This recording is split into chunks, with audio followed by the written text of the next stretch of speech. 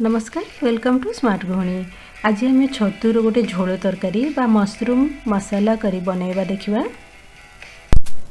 कढ़ई रे 5 स्पून तेल पके देछि। तेल गरम होला परे 2टी तेजपत्र 4-5टी दालचीनी खंड को पके दबा। 2टी अळेज को चिरी की पके दबा। 2टी कंचा लंका को छिड़े की रखथिली ताको पके दबा।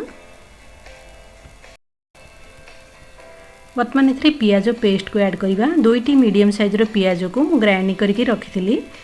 मैं मशरूम तरकारी को टिके ग्रेवी बा झोल अधिका करके बनैछि। आपण जदि कम झोल चाहउचंती ताले गोटे पियाज पकेबे। गोटे स्पून अदा रसुण पेस्ट पके दबा। आको भले से मिसै दबा। अदा रसुण रो कंचा बासना गला पर्यंत बा ए मसाला पूरा पाल की कसी होला पर्यंत आको एमति कुक कर दबा। देखंतु भले की कसी हो जाइछि। एबे एथरे टमाटो ऐड करिबा। 4टी मीडियम साइज रो टमाटो को ग्राइंडिंग करके रखिथिली। जेहेतु झोल अधिका बनाउछि तेणु टमाटो अधिका नेछि। आपण जदि कम ग्रेवी चाहउचंती टमाटो टिके कम करके नेबे।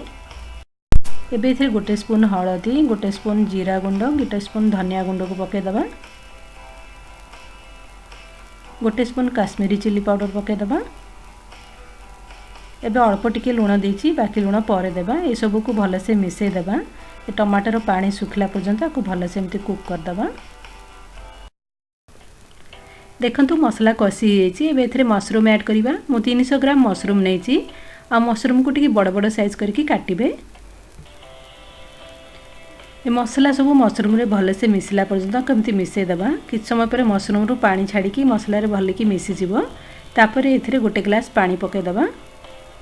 भले से मिसैला परे स्वाद अनुसार लूण पके दबा। ढाकुणी बंद करके 4 ରୁ 5 मिनिट पर्यंत कुक कर दबा। किछ समय पर ढाकुणी खोलिकी भले से मिसै देबा। और आधा स्पून गरम मसला गुंड किंबा मटन मसला पके देबे। कमती मिसै देबा। तापरे 10-12टा काजू को मु ग्राइंडिंग करके रखथिली। काजू पाउडर पके की भले से मिसै देबा।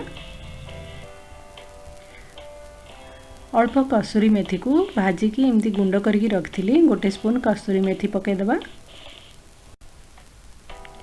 तापरे आको भला मिसैला परे ढाकुणी बंद करके 2 ରୁ 3 मिनिट पर्यंत कुक कर दबा। शेषे काटिकी रखिया धनिया पत्र पकेकी भल से मिसैला परे गैस को बंद कर दबा। हमर टेस्टी मशरूम मसाला तरकारी बनीगला। आपण घरे निश्चय यहाँ बनैकी देखंतु। आ जदि रेसिपी बा वीडियो भल लागिले लाइक करदेबे। रहिली धन्यवाद।